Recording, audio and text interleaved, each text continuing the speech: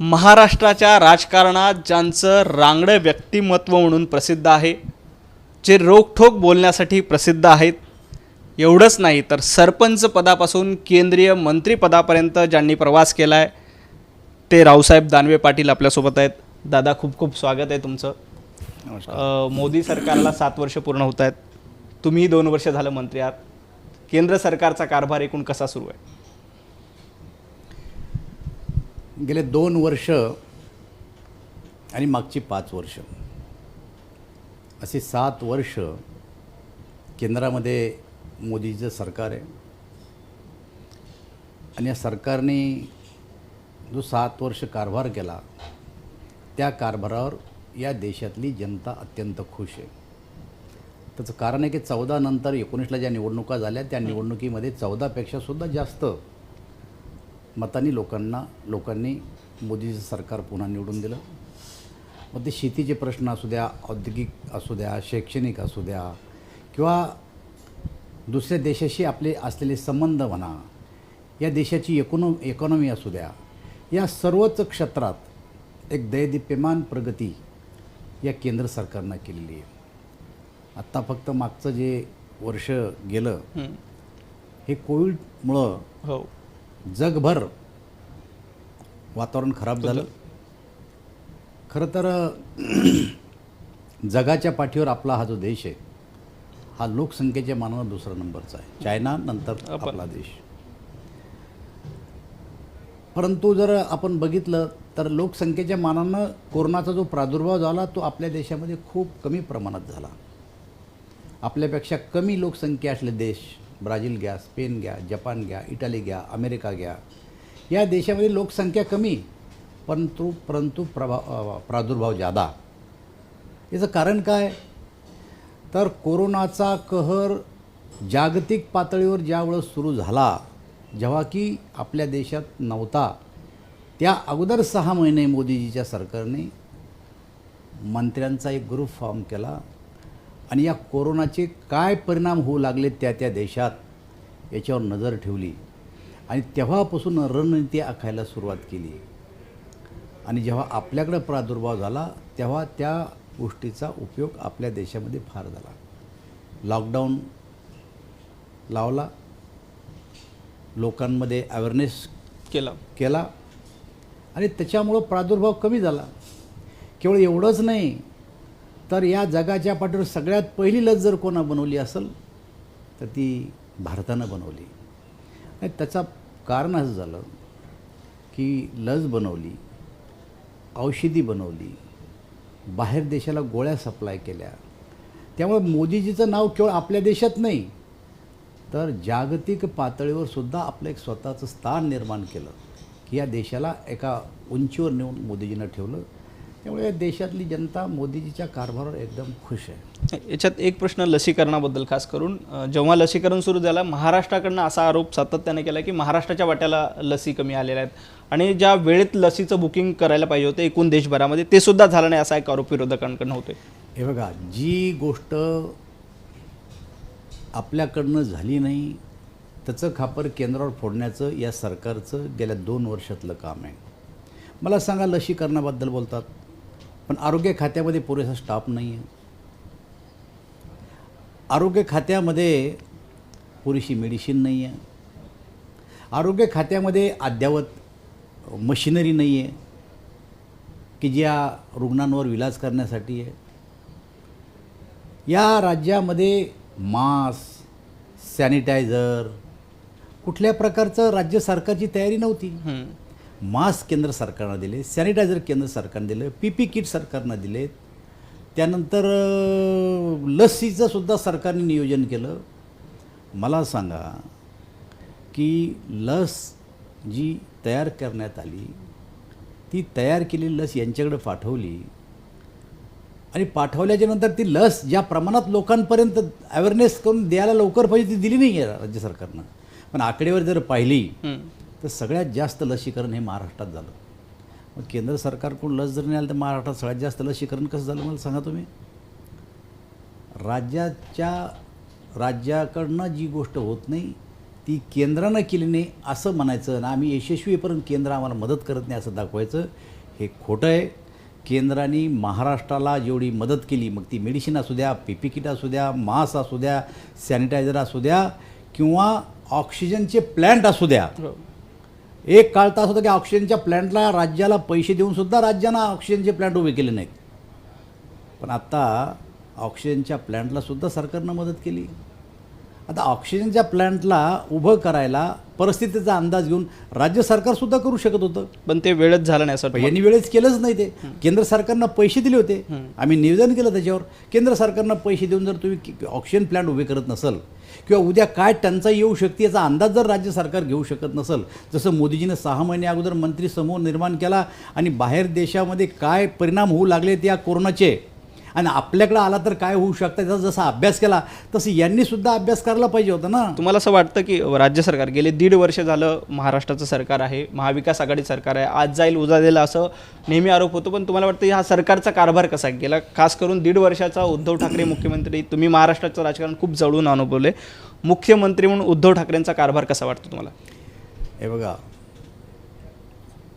या राज्यातलं जे सरकार आहे हे 3 पक्षाचं मिळून सरकार आहे आणि मधल्या 2 वर्षात ज्या ज्या घटना घडल्या त्याच्याकडे आपण जर बारकाईनं पाहिलं तर मिळालेलं मराठा समाजाचं आरक्षण गमावण्यामध्ये ह्या सरकारची जबाबदारी आहे.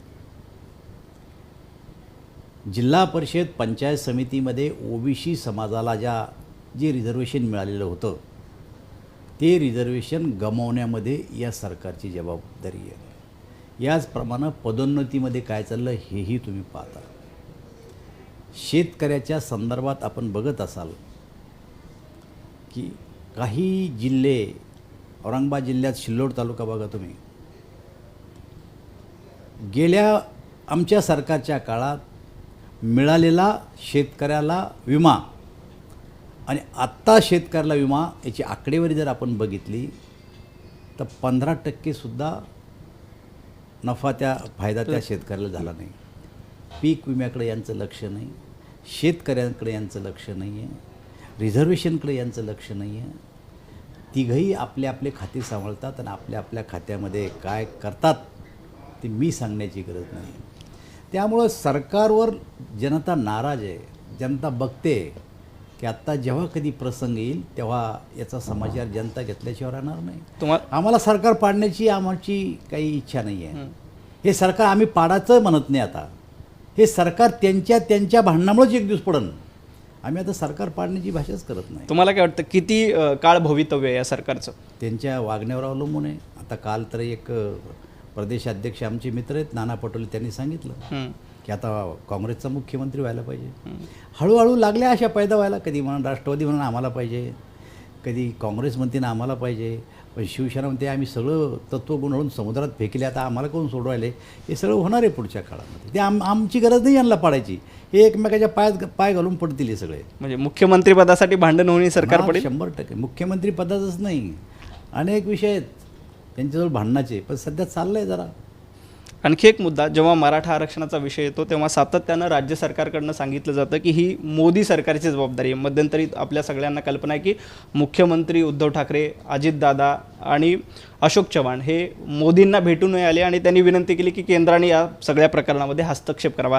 तुम्ही केंद्रात मंत्री आहात, तुम्हाला असं वाटतं का केंद्र सरकारने मराठा आरक्षणासाठी पुढाकार घेण्याची गरज आहे? त्यातलं वास्तव काय? हे बघा, 2014च्या लोकसभेच्या निवडणुका झाल्या त्या काळामध्ये काँग्रेस, राष्ट्रवादी काँग्रेस सत्तेवर होती.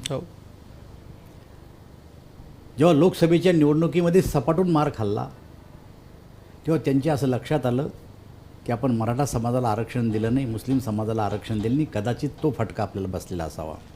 म्हणून घाई गडबडीमध्ये नारायण राणे समिती स्थापन केली आणि त्या समितीचा रिपोर्ट घेऊन विधानसभेच्या निवडणुकीच्या अगोदर मराठा आणि मुस्लिम समाजाला आरक्षण दिलं. परंतु प्रकरण कोर्टात गेलं. मला हे सांगा, एवढा 150-200 वर्षाचा हा काँग्रेस पक्ष आहे का त्यातल्या नेत्याला हे माहीत नाही की एखाद्या समाजाला जर मागास ठरवायचं असेल तर मागासवर्गीय आयोगाची स्थापना करावी लागते, त्या आयोगाचा रिपोर्ट घ्यावा लागतो आणि मगच त्या समाजाला आपल्याला आरक्षण देता येईल. यांनी समिती नियुक्त केली, कारण यांना विधानसभा जिंकून घ्यायच्या होत्या. पण ज्या काँग्रेस आणि राष्ट्रवादी काँग्रेस पक्षांनी आयोग न नेमता समितीच्या रिपोर्टून आरक्षण दिलं, यांची भावना आपल्या लक्षात येत नाही का हो? पण आमच्या सरकारने त्या काळामध्ये काही नाही, यांच्या हिरिंग फिरिंग सगळ्या झाल्या होत्या. फक्त निकाल लागला तो आमच्या काळात लागला. आमचा वकील नव्हता, आम्ही हिरिंग केलं नाही कुठलं, आम्ही आर्ग्युमेंट केलं नाही कुठलं, सगळी यांची ज्या निकाल आमच्या काळात लागला. पण निकाल लागल्यावर आमच्या सरकारनं मागासवर्गीय आयोग स्थापन केला. मागासवर्गीय आयोगाने राज्यभर दौरा केला, लोकांचं मत जाणून घेतलं आणि जाणून घेतल्याच्या नंतर रिपोर्ट जो तयार केला त्यात असं त्यांनी म्हणलं आहे की शैक्षणिक आणि आर्थिकदृष्ट्या मराठा समाज हा मागासलेला आहे. तरी त्याला चॅलेंज झालं, पण हायकोर्टानं त्याला स्थगितीने दिली हायकोर्टानं. मान्य झाला आणि आमच्या मेडिकलच्या जागा भरल्या गेल्या, शिक्षक भरती झाली, अन्य डिपार्टमेंटमध्ये भरती झाली, त्यात भरले गेले विद्यार्थी आमचे. पण सुप्रीम कोर्टात चॅलेंज झाल्याच्या नंतर सुप्रीम कोर्टाने हे आरक्षण रद्द केलं. काय लढले तो हे केस? एकदा कोर्टात असं सांगितलं की तुम्ही जे दिले आम्हाला ती मराठीतले डॉक्युमेंट आहे ते इंग्लिशमध्ये करून द्या. आता हे राज्य सरकारला समजत नाही का की हे डॉक्युमेंट इंग्लिशमधले मराठीतले इंग्लिशमध्ये करायला पाहिजे? वेळ मागून घेणे, डॉक्युमेंटमध्ये हे वेळेवर न देणे, यांनी आपली बाजू प्रभावीपणानं कोर्टासमोर मांडायला पाहिजे होती. वकिलाची फौज उभी करायला पाहिजे होती. राज्य सरकारची सगळी आकडेवारी त्यांच्याकडे द्यायला पाहिजे होती आणि ती मांडायला पाहिजे होती कोर्टामध्ये. आता केंद्राकडे बोट का दाखवतात माहिती आहे? यांना माहिती आहे की आता हे आरक्षण तर आपल्या गळ्यात गुताच्या मागे आहे, पण जे आपल्या गळ्यात गुतलं ते केंद्राच्या गळ्यात मारायचं. आता मला सांगा दुसरा विषय की जर केंद्राचा हा विषय असता तर यांनी आरक्षण दिलं तेव्हा केंद्राला विचारलं आहे का? केंद्राचा हस्तक्षेप होता का? केंद्रानं काही नकार दिला आहे का? आम्ही दिलं तेव्हा आरक्षण एखादं केंद्राला पार्टी तरी केलं का एखाद्या कोर्टामध्ये? आम्ही त्यांनी कोणी नाही. पूर्णपीठाकडे पाठवा म्हणले, पूर्णपीठाकडे पाठवलं आणि पूर्णपीठाकडे पाठवताना जी काही यांनी काळजी घ्यायला पाहिजे होती कोर्टामध्ये ती काळजी यांनी घेतली नाही. तामिळनाडूचं आरक्षण सगळेजण सांगतात की पूर्णपीठाकडे गेलं, स्थगिती दिली नाही, पण कोर्टात केस चालू आहे. आमचं तेच म्हणणं होतं की स्थगिती देऊ नका, केस चालू राहू द्या, नंतर निर्णय होईल काय व्हायचा तो, पण ती स्थगिती देऊ नका. पण तेवढी पुरेशी बाजू यांनी मांडली नाही. 5 जजना निकाल दिला, 5 पैकी 3 जज एका मताचे होते, 2 जज एका मताचे होते. काही जजचं असं म्हणणं पडलं की 122 जी घटनादुरुस्ती झाली त्या घटनादुरुस्तीप्रमाणे राज्याला अधिकार नाही आणि 2 असं म्हणलं राज्याला अधिकार आहे.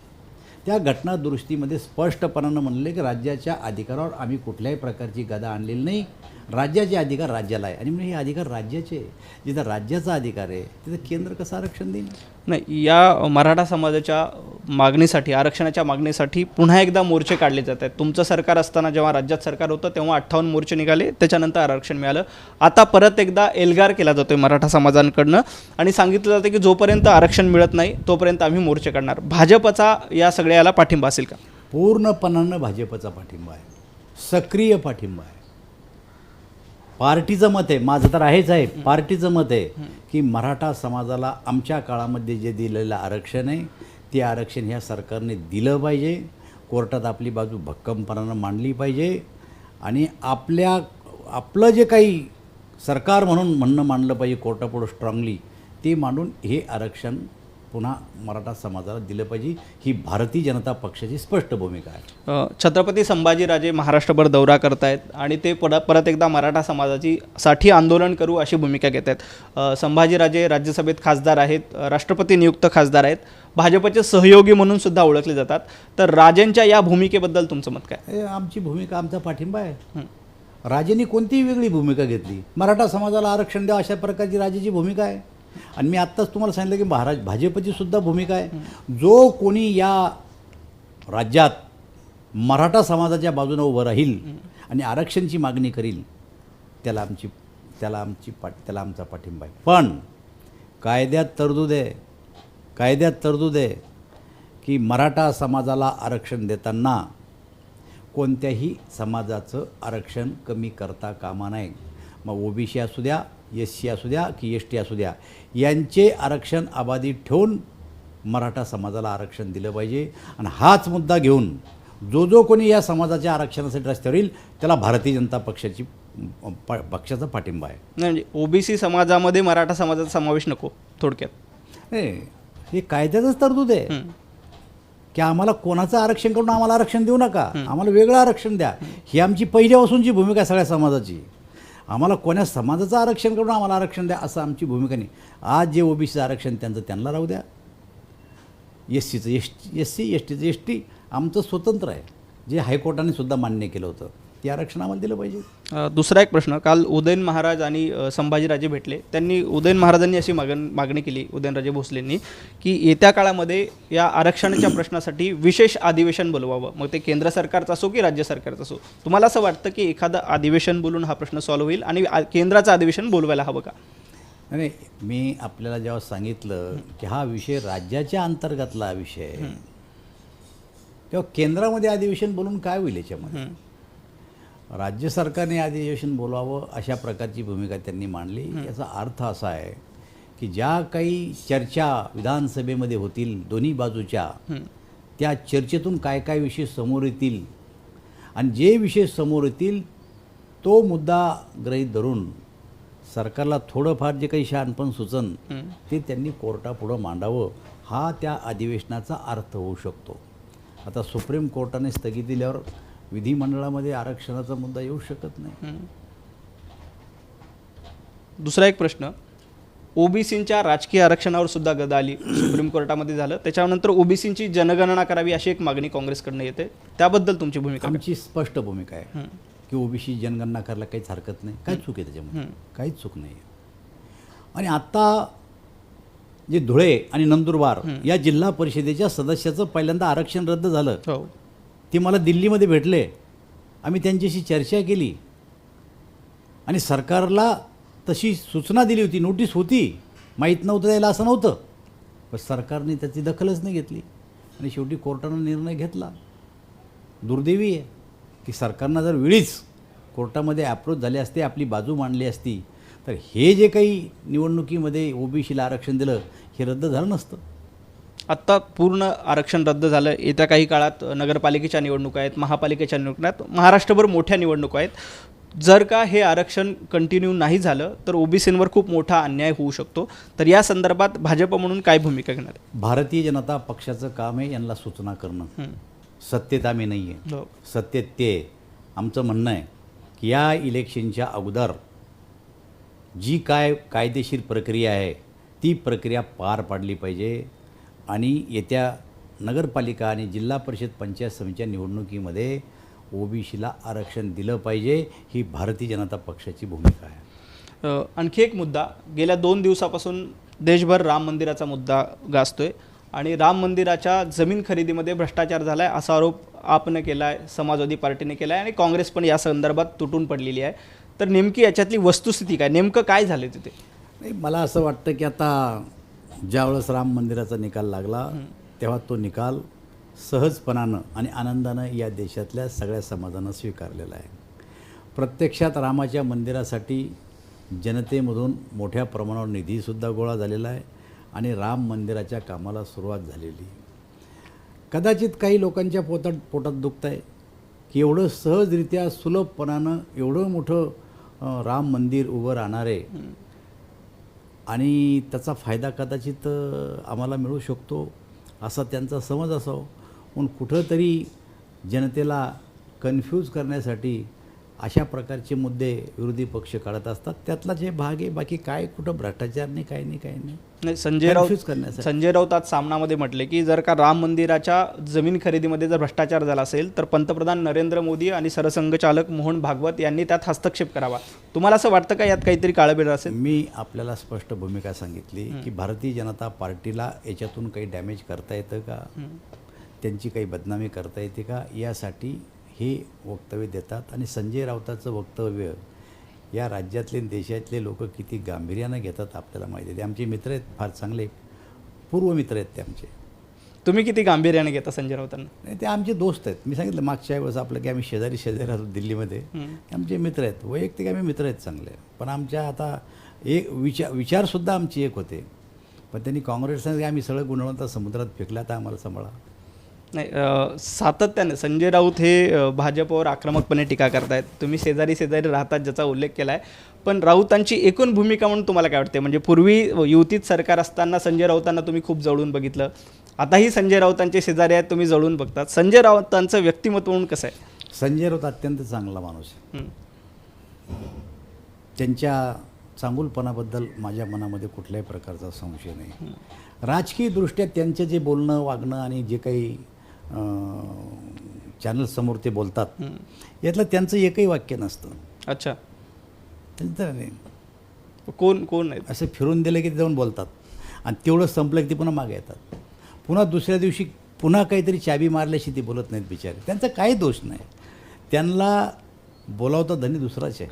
कोण आहे संजय राऊतांना चावी नेमकं कोण देतं? आता हे तर माझ्यापेक्षा चॅनलवाल्याला जास्त माहिती आहे. मी सांगितलं पाहिजे असं आहे. संजय राऊत स्वतः काहीच बोलत नाही, पण जे बोलते ते लोक गांभीर्यानं घेत नाही. त्यामुळे रोज रोज रोज तेच केंद्र सरकार केंद्र सरकार केंद्र सरकार केंद्र सरकार. कदाचित तुम्ही जर एखाद्या वेळेस त्यांना सांगितलं ना एखादी महाराष्ट्रात चांगली घोट झाली तरी ते केंद्र सरकारच बनतील. त्यांची सवय झाली असं वाटतं तुम्हाला? प्रश्नच नाही. गेल्या 1.5 वर्षात ते सातत्यानं एकदम सातत्यानं एकच नारा. जे काही आमच्याकडनं लोकांनी अपेक्षा केली ती अपेक्षा जर आम्ही लोकांची पूर्ण करू शकलो नाही तर ती केंद्राने आम्हाला पूर्ण करू दिली नाही, एवढं एकच वाक्य ते बोलतात. बाकी काही नाही. अहो केंद्रानं काय कमी केलं आहे का? मला सांगा, कोविडच्या काळामध्ये देश बंद होता तरी या देशाला 80 कोटी लोकांना गहू आणि तांदूळ आणि डाळ पुरवली. यातायात बंदी ठेवली सरकारनं. अख्खा देश बंद होता, पण कुठं कोणी भूकबळी पडल्याचं कोणाला जाणवत नाही तुम्हाला. अख्खा देश बंद होता. मोदीजीच्या सरकारने या देशातल्या लोकांना नोव्हेंबरपर्यंत मोफत अन्नधान्य दिलं आणि आत्ता पुन्हा दिपोळीपर्यंत मोफत अन्नधान्य जाहीर केलं. जनधन अकाउंटवर महिलांच्या आणि पुरुषांच्या पैसे पाठवलेत. शेतकऱ्यांच्या खात्यावर 6,000 रुपये दिलेत.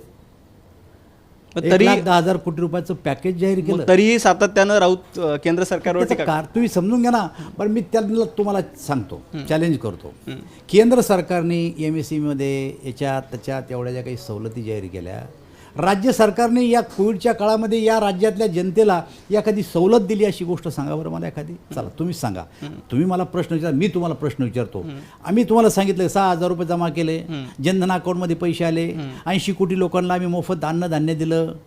त्यानंतर जे काही स्थलांतरित मजूर आहेत त्यांना आम्ही अन्नधान्य दिलं आहे, आम्ही डाळ दिली, 1,10,000 कोटीचं आम्ही पॅकेज दिलं आहे.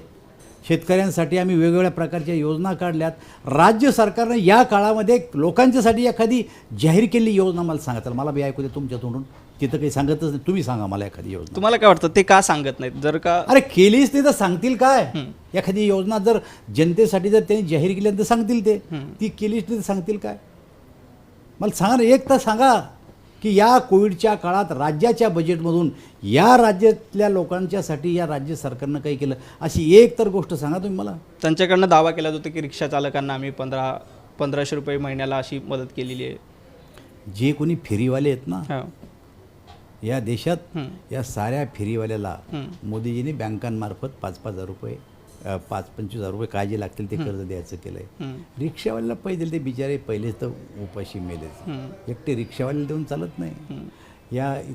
या राज्यामध्ये अनेक हातावर काम करणारं मजूर होतं. मजुराला काही दिलाय का? काही केलं नाही. दुसरा एक प्रश्न, जेव्हा उद्धव ठाकरे दिल्लीमध्ये गेले होते तेव्हा पंतप्रधान नरेंद्र मोदी आणि त्यांची एक वैयक्तिक भेट झाली अर्ध्या तासाची अशी एक चर्चा आहे. तुम्ही महाराष्ट्राचं राजकारण खूप जवळून बघितला, प्रदेशाध्यक्ष होता, उद्धव ठाकरेंसोबत तुमची युती पण होती. येत्या काळात भविष्यामध्ये शिवसेना आणि भाजप अशी काही जवळीक होईल तुम्हाला वाटतं का? नाही, हे बघा, राजकारणामध्ये भारतीय जनता पार्टीनं आपली दिशा ठरवलेली आहे. 2024ची निवडणूक आम्ही स्वबळावर लढवणार आहे. म्हणजे कुठलाही पक्ष सोबत घेणार नाही. जो येईल त्याच्यासह, जो नसेल त्याच्याशिवाय आम्ही ही निवडणूक लढणार आणि म्हणजे आम्ही ही निवडणूक जिंकणार. म्हणजे शिवसेना उद्या सोबत यायला तयार असेल तर तुम्ही घेणार सोबत? हा विषय आज नाही चर्चा होऊ शकत. राजकारणामध्ये कोण केव्हा जवळ येईल, वैचारिक पातळी मात्र दोघांची सारखी असली पाहिजे. शिवसेना आणि तुमची उद्या जर तशी कधी होती. काँग्रेसनं म्हणलं की भाजपन काँग्रेस येऊ, युती होणार. कम्युनिस्टांनी जर म्हणलं भाजपन कम्युनिस्ट एकत्र, युती होऊ शकत नाही. बरोबर. त्यावेळेस काय काय घटना घडतात राजकारणातल्या हो. त्याच्यावर हे सगळं अवलंबून असतं. पण असं माझ्या बोलण्याचा अर्थ असा नाही की आम्ही शिवसेना संगत येऊ सोबत येऊ, घेऊ का, येईल का, अरे हे काही आज सांगताय का? बरोबर. हां, त्या टायमाला ठरवू. पण आज आम्ही 24ची तयारी करतोय सारे. 24ला तुम्हाला वाटतं की एकट्याच्या बळावर भाजप लढलं तर समजून घ्या, आलं म्हणजे भाजपचं स्पष्ट बहुमत, आलं, समजून घ्या, स्पष्ट बहुमत, कॉन्फिडंट. भाजपला कुठल्याही कुबड्या घेण्याची गरज काय गरजच नाही, कारण आम्ही त्या तयारीला लागलो आहे. मग 2019ला सोबळावर लढला असतं तर फायदा झाला असता. असं आहे, आता एकत्र काम केले अनेक वर्ष हो. आणि त्यामुळं असं म्हणता येत नव्हतं आम्हाला की आम्ही एकत्र वेगवेगळे लढू म्हणून. आणि आमच्या दोन्ही पक्षापेक्षा आमच्यावर जनतेचाच दबाव होता की तुम्ही दोघांनी एकत्र लढलं पाहिजे. आज जनतेच्या लक्षात आलं धोका कोणी कोणाला दिला आहे म्हणून. जे दडपण आमच्यावर, पब्लिक दडपण जे होतं 2014ला 19ला, ते आता 24ला राहणार नाही. लोकच म्हणतील आम्हाला, अरे दगाबाजा संग जाऊ नका, असं लोकच म्हणतील आम्हाला. परंतु जे उद्धव ठाकरे आणि नरेंद्र मोदी यांची जी भेट झाली, वैयक्तिक भेट झाली, त्याच्यामधून तुम्हाला असं वाटतं की मैत्रीचा हात पुन्हा पुढील असं वाटतं तुम्हाला? असं आहे, एक मुख्यमंत्री जेव्हा आपल्या घरी येतात तेव्हा त्यांचं आदरातिथ्य करावंच लागतं. आणि त्याप्रमाणे प्रोटोकॉलप्रमाणे मोदीजींनी त्यांचं आदरातिथ्य केलं. याच्या पलीकडे त्या भेटीला काही महत्त्व नाही. त्यातनं काही राजकीय अर्थ निघत नाही असं वाटतं? राजकीयच म्हणलं मी. बाकी त्यांनी ज्या काही मागण्या मागितल्या सरकारी पातळीवर मोदीजी त्या गोष्टीचा विचार करतील, परंतु राजकीय फार त्यातून काही निघण्यासारखं नाही. भेटीगाठी खूप वाढलेल्या आहेत महाराष्ट्राच्या राजकारणात. मध्यंतरी विरोधी पक्षनेते देवेंद्र फडणवीस यांनी शरद पवारांची भेट घेतली. तुम्हाला असं वाटतं की या भेटीगाठीतनं काही नवी समीकरणं महाराष्ट्रात बघायला मिळतील? मला असं वाटतं की आता पवारसाहेब हे ज्येष्ठ नेते आहेत या राज्यातले. मधल्या काळात त्यांची तब्येत जरा ठीक नव्हती. मग अशा काळामध्ये वैचारिक मतभेद असू शकतात, परंतु वैयक्तिक मतभेद काहीच नाही. त्यामुळं ते आजारी होते आणि त्यामुळं कदाचित देवेंद्रजी गेले असावं भेटीला. राजकीय चर्चा त्यात काही झालेली नाही असं माझी त्यांची. त्याच्यानंतर माझ्याकडे मुक्कामी होते देवेंद्रजी. जेव्हा जालना जिल्ह्याच्या दौऱ्यावर आले तेव्हा आमची चर्चा झाली. असं राजकीय त्या भेटीमध्ये काही घडलं नाही. अच्छा, जालन्याच्या दौऱ्यावर होते. जालन्यानंतर देवेंद्रजी जळगावच्या दौऱ्यावर गेले. मला वाटतं एकनाथ खडसेंच्याही घरी गेले होते आणि खडसेंचं आणि त्यांचंही बोलणं झालं. त्या भेटीकडे तुम्ही, त्या बोलण्याकडे कसं बघता? एकनाथरावचं आणि त्यांचं काहीही बोलणं झालं नाही. फोनवर बोलणं नाही झालं? बिलकुल नाही. अच्छा. एकनाथरावच्या सून ज्या आहेत त्या भारतीय जनता पार्टीच्या खासदार आहेत. हो, आपल्याला सगळ्याला माहिती आहे. आणि त्यामुळे एक खासदार म्हणून त्यांनी चहाचं आमंत्रण दिलं. आणि साहजिकच आहे, एक खासदार जर आपल्या नेत्याला घरी बोलवतो पण नेत्यांचंच कर्तव्य आहे की आपण गेलं पाहिजे. याच्या पलीकडं त्या जाण्याला काही फार राजकीय हे नाही आहे. एकनाथराव त्या दिवशी मुंबईत होते. हो, त्यांचं काही बोलणं झालं नाही. म्हणजे फोनवर सुद्धा बोलणं नाही झालं? नाही झालं बोलणं. कारण बातम्या अशा आल्या होत्या की नाथाभाऊनी सांगितलं देवेंद्रजींना की तुम्ही एक जेवण करून जा, तुम्ही घरी आलात तर, अशाही बातम्या आल्या होत्या. देवेंद्र फडणवीसांशी असं कुठलंही बोलणं नाही झालं? नाही, असं काही नाही. रक्षा खडसे झालं. अच्छा. रक्षाने जेवणाचा आग्रह केला. अच्छा. पण असं काही त्यांच्याशी बोलणं झालं नाथाभाऊशी कुठलीही चर्चा झालेली नाही? नाही, नाथाभाऊशी काही चर्चा झाली. दुसरा एक प्रश्न, तुम्ही बरेच वर्षे महाराष्ट्राचे प्रदेशाध्यक्ष होता. आत्ता काँग्रेसचे प्रदेशाध्यक्ष नाना पटोले आहेत. नाना पटोलेंकडे बघून तुम्हाला काय वाटतं? अरे खूप चांगला माणूस आहे. तुमच्यासोबतही काम केलं होतं त्यांनी? माझ्यासोबत 5 वर्ष ते लोकसभेमध्ये राहिले. शेवटी राजीनामा दिला त्यांनी. आमची मैत्री चांगली नानाची आमची. आता पक्षात वेगवेगळे आहेत आम्ही. जेव्हा एकत्र होतो तेव्हा आमचे वैचारिक विचारांना आम्ही एकत्र होतो. आता वैचारिक मतभेद झालेत. आणि राजकारणातले किती उदाहरणं द्यायचे तुम्हाला. एका पक्षात असणारे 2 मित्र 2 ठिकाणी गेले तर मैत्री जात नाहीत, मतभेद असतात, वैचारिक मतभेद असतात. तसं राजकीय आहे. पण नाना माणूस चांगला माणूस आहे. अच्छा. नानांनी मध्यंतरी एक वक्तव्य केलं होतं की महाराष्ट्राचा मुख्यमंत्री मला व्हायचं आणि त्यासाठी काँग्रेसनी सोबळावर लढलं पाहिजे. मला अनेक वेळेस म्हणले. मला नाना इथंच नाही म्हणले, नानाची इच्छाच येते. अच्छा. आणि मला असं वाटतं की जर समजा या 2 राहिलेल्या 3 वर्षात जर नाना पटोले झाले तर छान आहे. होतील असं वाटतं तुम्हाला? राहिले व्हावं त्यांनी, अशी आमची इच्छा आहे. नानांनी व्हावं. चांगला माणूस आहे, कारभार बी चांगला करेल. पण या 3च वर्षात संधी जी आहे ती. अच्छा. म्हणजे ही संधी 3 वर्षात आहे. एकदा अजितदादाने बी व्हावं, अच्छा, एकदा नाना पटोलेनं बी व्हावं, हे इच्छा आहे आमची, यांनी व्हावं एकदा. म्हणजे आता मध्यंतरी एक चर्चा होती की अडीच वर्षाचा फॉर्म्युला नाही, ते अडीच घ्या का दोन घ्या, घ्या, हां. पण झाले पाहिजे एकदा. दोघांनी व्हावं मुख्यमंत्री. व्हावं, दोघांनी व्हावं. अजितदादांनी का व्हावं वाटतं? अरे त्यांची राजकारणातले त्यांची सुद्धा काही कमी दिवस नाही गेले दादाचे, हां. आणि अनुभवी माणूस आहे, हां. आणि एका पक्षाचा नेता आहे, हो. गटनेता आहे एका पक्षाचा. हं. का नाही बुवा अजितदादांना मुख्यमंत्री? पण या 3च वर्षाचं बोलतो मी तुम्हाला. हां. या 3 वर्षामध्ये या दोघांनी एकदा होत नाही मुख्यमंत्री व्हावं. 3 वर्षानंतर काही संधी मिळणार नाही असं नाही, वाटतं? मिळूच शकत नाही ना. 2024 नंतर आम्ही आहे. अच्छा, म्हणजे हे 3 वर्ष सरकार टिकेल असं तरी वाटतं का तुम्हाला? मग 3 वर्षात आमचं काय मत आहे, सरकार 3 वर्ष चालल का नाही चालन हो, हे भविष्य त्या तिघांच्याच हाती आहे. बरोबर. आम्ही सरकार पाडत नाही, हो. आणि आमच्यावर संख्या बी नाही. हो. उगीच पाडू नाही म्हणता येत. हो. आमच्या ज्यांना पाडणार बी नाही आम्ही. हं. पडलं तर त्यांच्याच महत्वाकांक्षीमुळे पडू शकतं, आणि म्हणूनच म्हणतो की नाही मुख्यमंत्री व्हावं तिघांनी एकदा, म्हणजे दोघांनी. दोघांनाही शुभेच्छा आहेत तुम्हाला मुख्यमंत्री. शुभेच्छा. अरे प्रश्न त्यांच्यावर संख्या आहे आज, हां. आणि असं होतंय. आम्ही गावात सरपंच की 1 वर्ष वाटून घेतो, अच्छा. कोण कुणा 2 वर्ष वाटून घेतो. हं. आता हे तिघ आहेत, यांनी हरकत नाही, आणि क्षमता आहे त्यांच्यामध्ये. नाना पटोलेमध्ये सुद्धा क्षमता आहे. हं. नाना आमदार राहिलेत, नाना खासदार राहिलेत, आता प्रदेशाचे अध्यक्ष आहेत. अजितदादाबद्दल तर सांगायचं कामच नको. हं. पण व्हावं, त्यांनी आमच्या शुभेच्छा आहेत त्यांना. म्हणजे 2-2-1 असा फॉर्म्युला तुम्ही देताय त्यांना? मी फॉर्म्युला देत नाही. हं. त्यांच्या मनातल्या इच्छा आहे का? दादाला इच्छा नाही मुख्यमंत्री व्हायची? आहे तुमच्याकडे बोलून दाखव. नाना पटोलेला इच्छा नाही आहे. मग त्यांच्या बिचाऱ्यांची इच्छा असेल, आणि जर त्यांच्याजवळ संख्याबळ असेल तर संख्याबळाप्रमाणे वाटे झाले पाहिजे. संख्या आहे त्यांच्याकडं. तुम्ही दोघांनाही शुभेच्छा द्याल त्यांनी. एकदम. दुसरा एक प्रश्न तुमच्या मतदारसंघातला. जाफराबादमध्ये परवा काहीतरी एक प्रकरण घडलं, तुमच्या संपर्क कार्यालयात झाडाझडती अशी करण्याचा प्रकार झाला. नेमकं काय झालं होतं तेव्हा? असं एक आमच्या जाफराबाद तालुक्यात एक कुंभारी नावाचं गाव आहे. 2 गटामध्ये भांडणं झालेत, आणि भांडणातले दोन्ही गट पोलीस स्टेशनला आणून बसवलेत. त्यातल्या एका गटातली माणसं पळून गेले. दुसऱ्या गटाने त्यांच्यावर प्रेशर आणलं पोलीसवर की ते पळून गेले आणि तुम्ही आम्हाला आणून बसवलं, तुम्ही त्यांना शोधा. शोधता गावात बऱ्याच ठिकाणी शोधलं त्यांनी. ते पोलीस आमच्याही कार्यालयात शिरले.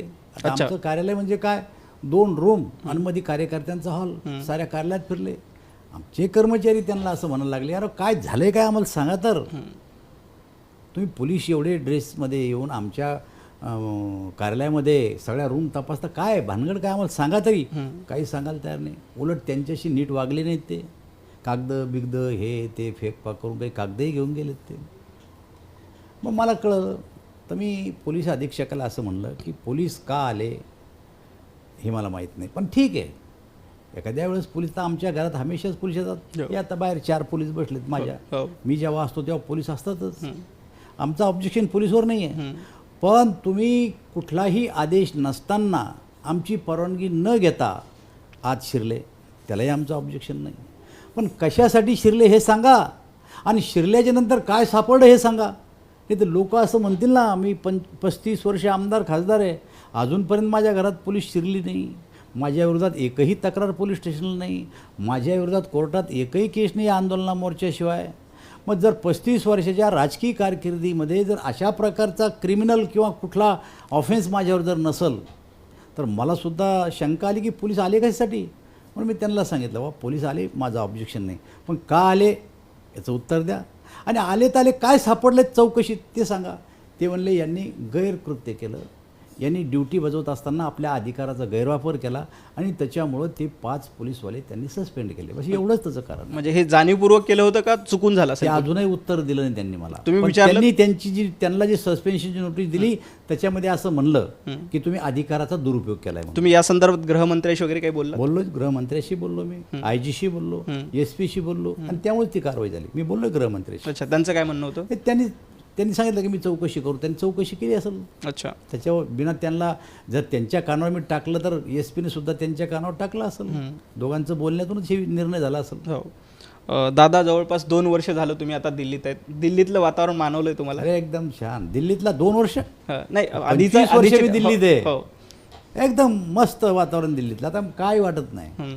सुरुवातीला मी आमदार होतो 10 वर्ष. नाही, 2 वर्ष हे फुल टाईम मंत्री म्हणून काम करतानाचा विषय. त्यातलं कोविडचा काळ आहे, ऑनलाईन मिटिंगा वगैरे सुरू आहे, पण आता मी दिल्लीत शेटल झालो. मला काही वाटत नाही. दिल्ली छान आहे आणि मोदीजीच्या नेतृत्वात काम करायला भेटतंय. मी मोदीजीच्या नेतृत्वात हे काम केलंय आणि अमित भाईच्या नेतृत्वात बी काम केलंय. आता या दोन माणसाच्या नेतृत्वातून तयार झालेला मी एक व्यक्ती आहे. त्यामुळं मला साहजिकच सगळ्या गोष्टीच्या सवयी झाल्या की प्रशासन कसं असतं, काम कसं करावं लागतं, याचा अनुभव आता मला चांगला आला आहे. तर महाराष्ट्रातल्या मातीतला एक माणूस दिल्लीत जातो, सेटल होतो. तुम्हाला जास्त कुठे रमायला आवडतं? म्हणजे महाराष्ट्रातही तुम्ही काम केलं, प्रदेशाध्यक्ष म्हणून दीर्घकाळ केलं आहे भाजपला, त्यावेळेला खूप चांगले दिवस होते, सत्ताही तुमच्या काळामध्ये होती. तुम्हाला जास्त मुंबई आवडते का दिल्ली आवडते? असं वर्गीकरण करता येणार नाही. मुंबई आवडते का दिल्ली आवडते, पण मी गावचा सरपंच होतो, तर मी कधी विचार नाही केला की मी सभापती होणार आहे. एकदम चांगलं काम केलं सरपंच म्हणून. मग मी सभापती झालो तर तिथेही चांगलं काम केलं. मला माहीत नव्हतं मी आमदार होणार आहे. मग मी आमदार झालो, तिथेही चांगलं काम केलं, तर लोकांनी मला खासदार केलं. मी खासदार झालो तर मला माहीत नव्हतं की मी केंद्रात मंत्री होणार, कारण पार्श्वभूमी राजकारणाची काहीच नाही. माझ्या घरातला शिकलेला पहिला माणूस आहे मी, तरी मला केंद्रामध्ये संधी मिळाली. मी आता केंद्रामध्ये चांगलं काम करतो. राज्याचं मला प्रदेशाध्यक्ष केलं होतं. या राज्यातला एकही जिल्हा असा नाही ज्या जिल्ह्यामध्ये मी 3 वेळेस मुक्कामी गेलो नाही. सगळ्या जिल्ह्यामध्ये फिरलो. जिल्हा परिषदेमध्ये यश मिळालं, नगरपालिकेमध्ये यश मिळालं. भारतीय जनता पार्टी गावाच्या शेवटच्या टोकापर्यंत पोहोचवण्याची मेहनत मी घेतली. त्यामुळे इथं चांगलं वाटतं की ते चांगलं असं नाही. श्रेष्ठीनं जी जबाबदारी दिली ती जबाबदारी पार पाडणं, याच्यामध्ये मला आनंद आहे. इकडच्या तिकडच्यात आनंद नाही मला. आता केंद्रीय मंत्रिमंडळाच्या विस्ताराची चर्चा आहे. तुम्हाला असं वाटतं की महाराष्ट्रातनं आणखी कोणाला याच्यात संधी मिळावी? हे बघा, हे नेतृत्व ठरवत आहे. मला काय वाटतंय याच्यावर ह्या गोष्टी अवलंबून नाही आहे. आमचं नेतृत्व सक्षम आहे आणि त्यांना जो काही वाटतं ते होईल. धन्यवाद दादा, तुम्ही खूप सविस्तर आणि मनमोकळेपणाने संवाद साधला. ABP माझाला वेळ दिला त्याबद्दल खूप खूप धन्यवाद. थँक्यू. कॅमेरा पर्सन अरविंदसह नवनाथ बन, ABP माझा, मुंबई. ABP माझा, उघडा डोळे बघा नीट.